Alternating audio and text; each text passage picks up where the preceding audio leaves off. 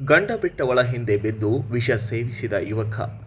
ಧಾರವಾಡ ತಾಲೂಕಿನ ಕವಲಗೇರಿ ಗ್ರಾಮದ ಯುವಕನೊಬ್ಬ ವೈಯಕ್ತಿಕ ಕಲಹದ ಹಿನ್ನೆಲೆಯಲ್ಲಿ ವ್ಯಕ್ತಿಯೊಬ್ಬ ವಿಷ ಸೇವಿಸಿ ಆತ್ಮಹತ್ಯೆಗೆ ಯತ್ನಿಸಿದ ಘಟನೆಯೊಂದು ನಡೆದಿದೆ. ಮಾಹಿತಿಯ ಪ್ರಕಾರ ಈಗಾಗಲೇ ವಿವಾಹವಾಗಿ ಗಂಡನಿಂದ ದೂರವಾಗಿದ್ದ ಮಹಿಳೆಯೊಂದಿಗೆ ಯುವಕ ಆತ್ಮೀಯತೆ ಬೆಳೆಸಿಕೊಂಡಿದ್ದ.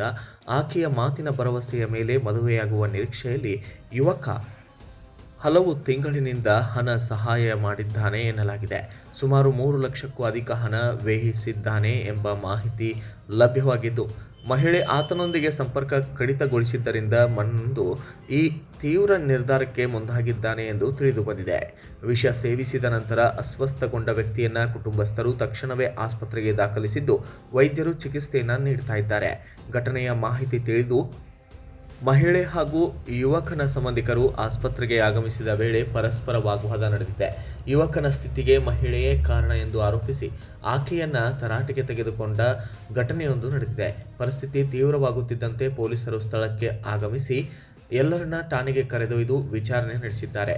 ಈ ಸಂಬಂಧ ಉಪನಗರ ಪೊಲೀಸ್ ಠಾಣೆಯಲ್ಲಿ ದೂರು ದಾಖಲು ಮಾಡಲಾಗಿದ್ದು, ಘಟನೆ ಕುರಿತಂತೆ ಹೆಚ್ಚಿನ ತನಿಖೆ ಮುಂದುವರೆದಿದೆ.